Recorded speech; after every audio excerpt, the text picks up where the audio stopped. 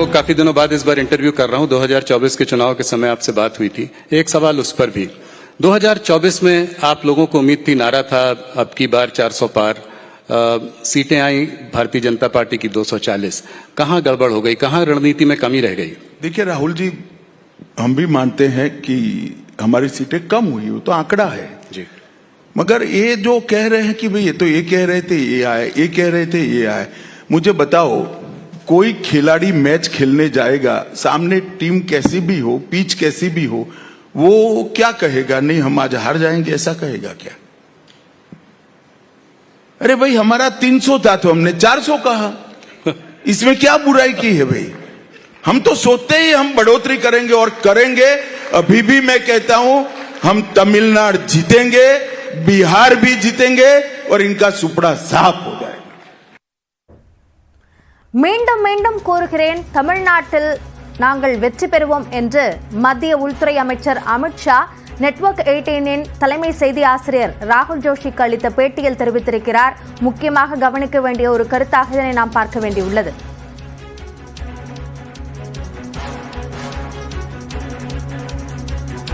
அடுத்ததாக தொகுதி மறுவரையறை தொடர்பான எதிர்வினைகள் தமிழ்நாட்டிலிருந்து அதிகமாக வரக்கூடிய நிலையில் அது குறித்த கருத்தையும் அமித்ஷா பகிர்ந்திருக்கிறார். அந்த பேட்டியை தற்போது பார்க்கலாம். दूसरे सब्जेक्ट डिलिमिटेशन की ओर बढ़ते हैं। ये मुद्दा भी बहुत गर्म रहा है पिछले कुछ महीनों में। तो डिलिमिटेशन से क्या आप आज ये आश्वासन साउथ सदर्न स्टेट्स को दे सकते हैं कि डिलिमिटेशन से उनकी सीटों पे कोई कमी नहीं आएगी प्रोपोर्शनेटली? देखो, मेरे कोरे आश्वासन से शायद साउथ के हमारे भारतीय है वो नहीं समझ पाएंगे। मैं थोड़ा कहना चाहता हूं। जरूर। हिमाचल में कांग्रेस की सरकार है जी, वहां डिलिमिटेशन के लिए कुछ हो रहा है? जरा बोलो ना भाई। जी जी, नहीं हो रहा है। नहीं। कई जगह इंडिया अलायंस की सरकार है, वहां डिलिमिटेशन के लिए कुछ हो रहा है? नहीं। सिर्फ तमिलनाडु में क्यों हो रहा है? चुनाव आ रहा है। चुनाव है। अभी डिलिमिटेशन सरकार ने घोषित किया है क्या? जी नहीं। नहीं। एक सेकंड। जी जी। डिलिमिटेशन एक्ट हमने बनाया है क्या? नहीं बना। जी नहीं। डिलिमिटेशन कमीशन में किसी सुप्रीम कोर्ट के जज को अपॉइंट किया है क्या? नहीं किया है। तो आज है क्या?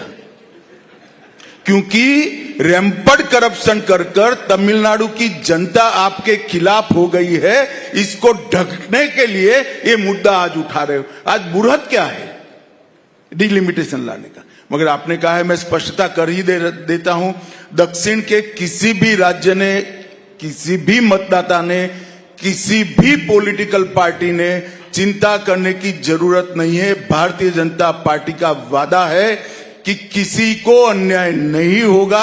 आपकी प्रोरेटा தொகுதி மறுவரையறை தொடர்பாக தென் மாநிலங்கள் அதிகமாக பேசுகின்றன. குறிப்பாக தமிழ்நாட்டில் இதை அரசியலுக்காக பேசுகிறார்கள் என்ற கருத்தை அமித்ஷா தெரிவித்திருக்கிறார். அது மட்டுமல்லாமல் பல்வேறு தமிழ்நாடு சார்ந்த கருத்துக்களையும் அவர் பேசியிருக்கிறார்.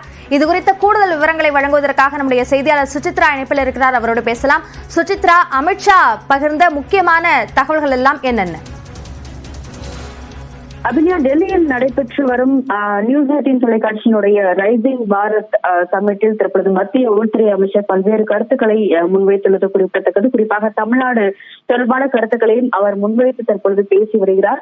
தொகுதி மறுவரையறை விவகாரத்தில் மாநிலங்களில் உள்ள அரசியல்வாதிகள் இந்த விவகாரத்தை முழுமையாக புரிந்து கொள்ளவில்லை என்ற ஒரு குற்றச்சாட்டை மத்திய உள்துறை அமைச்சர் முன்வைத்துள்ளார். மிக முக்கியமாக இந்த தொகுதி மறுவரையால் எந்த ஒரு அதாவது ஒரு குறிப்பிட்ட தென் மாநிலத்திற்கும் உடைய தொகுதிகள் என்பது குறையாது. புரோரேட்டாவினுடைய அடிப்படையில் இந்த ஒரு தொகுதி என்பது அனைத்துமே முழுமையாக இருக்கும் என்ற ஒரு கருத்தையும் அவர் முன்வைத்துள்ளது மிக முக்கியமாக பார்க்கப்படுகிறது. தமிழ்நாட்டை பொறுத்தளவில் அவர்கள் திமுக அரசு செய்துள்ள ஊழலை மறைப்பதற்காக மட்டுமே இந்த தொகுதி மறுவரையறை என்ற ஒரு பேச்சை கையில் எடுத்துள்ளார்கள் என்ற ஒரு கருத்தையும் மத்திய உள்துறை அமைச்சர் அமித்ஷா தற்பொழுது குறிப்பிட்டு பேசியுள்ளது மிக முக்கியமாக பார்க்கப்படுகிறது. தொகுதி மறுவரையினுடைய முழு அம்சத்தையும் அவர்கள் முழுமையாக புரிந்து கொண்டு பேச வேண்டும் என்ற ஒரு கருத்தையும் அவர் முன்வைத்துள்ளார். அது மட்டுமல்லாமல் இந்தி மற்றும் மொழி தொடர்பான பிரச்சனைகள் குறித்த கருத்துக்களையும் தற்பொழுது அந்த கேள்விகளுக்கான பதிலையும் தற்பொழுது மத்திய உள்துறை அமைச்சர் பேசியுள்ளது மிக முக்கியமாக பார்க்கப்படுகிறது. நான் இந்திவாசி அல்ல, தான் ஒரு குஜராத்தி என்ற ஒரு விளக்கத்தையும் இந்தி மொழியை மட்டுமே மேம்படுத்த வேண்டும் என்று தான் செயல்படுவதாக கூறுவது எதிர்க்கட்சிகள் முன்வைக்கும் ஒரு புரோபகண்டா அரசியல் என்ற ஒரு குற்றச்சாட்டையும் அவர் முன்வைத்துள்ளது மிக முக்கியமாக பார்க்கப்படுகிறது.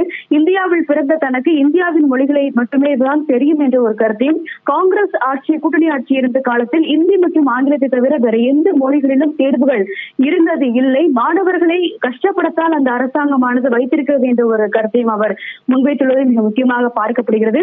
UPSC தேர்வுகளில் தமிழ், மலையாளம், குஜராத்தி, மராத்தி உள்ளிட்ட பிராந்திய மொழிகள் கொண்டு வரப்பட்டது பிரதமர் மோடியினுடைய அரசின் ஆட்சியில் தான் என்ற ஒரு கருத்தையும் அவர் முன்வைத்துள்ளார். அதற்கு முந்தைய ஆட்சி காலத்தும் வரை, அதாவது 2014 வரை ஆங்கிலம் மற்றும் இந்தி மொழியில் மட்டுமே தான் என்ஜினியரிங் மற்றும் மருத்துவ படிப்புகள் கண்டிப்பாக கற்க வேண்டும் என்ற ஒரு கட்டாயம் என்பது. ஆனால் மோடியுடைய ஆட்சியில் அது மாற்றப்பட்டுள்ளது என்ற ஒரு கருத்தையும் அவர் முன்வைக்கப்பட்டுள்ளது மிக முக்கியமாக பார்க்கப்படுகிறது. பாஜகவின் ஆட்சியில் தான் பிராந்திய மொழிகள் என்பது மேம்படுத்துவதற்கான ஒரு திட்டம் என்பது கொண்டு வரப்பட்டதையும் அவர் சுட்டிக்காட்டி அனைத்து மொழிகளையும் மத்திய அரசு ஒன்றாகத்தான் பார்க்கிறது, இந்தியை மட்டுமே ப்ரமோட் செய்ய நினைக்கவில்லை என்ற ஒரு கருத்தையும் அவர் முன்வைத்துள்ளது குறிப்பிடத்தக்கது. CAPS தேர்வுகள் என்று தற்பொழுது 13 மொழிகளில் 2020ஆம் ஆண்டிற்கு பிறகு மத்திய அரசுடைய முயற்சியால் 13 பிராந்திய மொழிகளில் நடைபெற்று வருகிறது. காங்கிரஸ் கூட்டணி ஆட்சி காலத்தில் உள்ளூர் ரயில் நிலையங்களில் உள்ளூர் பாஷைகள் அறிவிப்புகள் கூட இருந்ததில்லை என்ற ஒரு குற்றச்சாட்டையும் முன்வைத்து தற்பொழுது அவர் பேசியுள்ளது மிக முக்கியமாக பார்க்கப்படுகிறது. சமீபத்தில் பிரதமர் தமிழ்நாட்டிற்கு சென்ற பொழுது தமிழ்நாட்டினுடைய திமுகவினுடைய அரசியல்வாதிகள் ஒருவருக்கு கூட தமிழில் கையெழுத்து போடுவது பழக்கமில்லை என்ற ஒரு கருத்தை கூறியிருந்தார். அவர் கூறியது சரியாகத்தான் உள்ளது. ஒரு அரசியல்வாதி, திமுகவை சேர்ந்த அரசியல்வாதிக்கு கூட தமிழில் கையெழுத்து போட்டு காட்டுவதற்கான ஒரு கூட முடியவில்லை என்ற ஒரு கருத்தையும் அவர் முன்வைத்துள்ளது மிக முக்கியமாக பார்க்கப்படுகிறது. அனைத்து மொழிகளையும் உயிர்ப்புடன் வைக்கத்தான் மத்திய அரசு பாடுபட்டு வருகிறது. சிலருடைய தாய்மொழி இங்கு இல்லை என்றால் அதற்கு நாங்கள் என்ன செய்ய முடியும் என்ற ஒரு கேள்வியும் அவர் எழுப்பியுள்ளது மிக முக்கியமாக பார்க்கப்படுகிறது. அது மட்டுமல்லாமல் 2026ஆம் ஆண்டு தேர்தலில் நிச்சயமாக தமிழ்நாட்டில் பாஜக வெல்லும் என்ற ஒரு கருத்தையும் அவர் குறிப்பிட்டுள்ளது மிக முக்கியமாக பார்க்கப்படுகிறது. மீண்டும் மீண்டும் சுட்டிக்காட்டி கூறிக்கொள்ள விரும்புகிறேன், தமிழ்நாட்டில் நாங்கள் நிச்சயமாக வெல்லுவோம் என்ற ஒரு கருத்தையும் மத்திய உள்துறை அமைச்சர் பேசியுள்ளது மிக முக்கியமாக பார்க்கப்படுகிறது. இந்த விவகாரங்கள் மட்டுமல்லாமல் பல்வேறு முக்கிய விவகாரம் தொடர்பும் தற்பொழுது அவர் பேசியுள்ளது மிக முக்கியமாக பார்க்கப்படுகிறது. ஒரே நாடு ஒரே தேர்தல் விவகாரத்தில் இன்னும் 3 ஆண்டுகளில் எந்த ஒரு கட்சியும் குறை கூற முடியாத ஒரு நிலையில் இந்தியா இருக்கும் என்ற ஒரு கருத்தையும் அவர் முன்வைத்து பேசியுள்ளது மிக முக்கியமாக பார்க்கப்படுகிறது.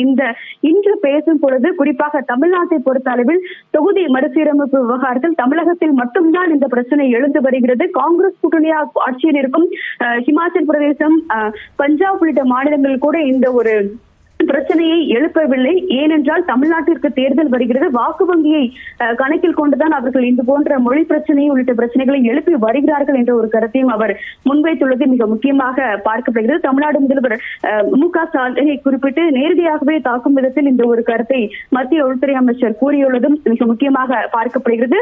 ஸ்டாலின் அரசு செய்துள்ள ஊழலை மறைப்பதற்காக தொகுதி மறுசீரமைப்பு என்ற ஒரு நாடகத்தை அவர்கள் முன்னெடுத்து வருகிறார்கள் என்ற ஒரு கருத்தையும் அவர் தற்பொழுது மத்திய உள்துறை அமைச்சர் ரைசிங் பாரத் சமிட்டில் பேசும் பொழுது முன்வைத்துள்ளது மிக முக்கியமாக பார்க்கப்படுகிறது. தொகுதி மறுசீரமைப்பு என்பது செயல்படுத்தப்படும் முன்னர் அனைத்து தரப்புடைய கருத்துக்களும் கேட்கப்படும். அதற்கான ஒரு குழு என்பது அமைக்கப்பட்டுள்ளது. அந்த குழு தங்களுடைய செயல்களை தொடங்கும் முன்னரே இது போன்ற புலம்பல்களை ஏன் அவர்கள் தொடங்கி இருக்கிறார்கள் என்ற ஒரு கேள்வியையும் எதிர்கட்சிக்கு குறிப்பாக திமுகவினருக்கு அவர் முன்வைத்து எழுப்பியுள்ளதை மிக முக்கியமாக இந்த நேரத்தில் குறிப்பிட வேண்டும். அபிநயா.